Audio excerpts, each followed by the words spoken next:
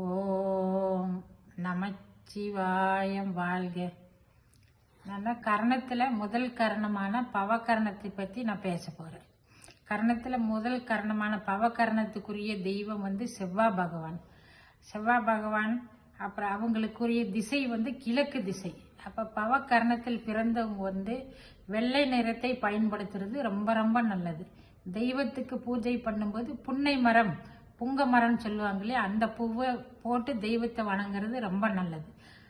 படைக்கக்கூடிய நெய்வேத்தியம் அன்னத்தை படைக்கலாம்.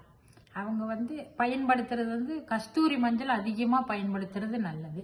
அப்போ அவங்க வசிக்கக்கூடிய இல்லத்திலையும் சரி, அவங்க பயன்படுத்துகிற சாவி குத்து அலுவலகத்தில் சிங்க படம் வைக்கிறது ரொம்ப ரொம்ப நல்லது. அப்புறம் அவங்க தூபம் போடும்போது அகில் தூபம் போடுறது ரொம்ப நல்லது. அவங்க வசிக்கக்கூடிய இல்லம் சரி, பயன்படுத்துகிற அலுவலகம் சரி, அகில் தூபம் போடுங்க. கிழக்கு முகமாக இருக்கட்டும்.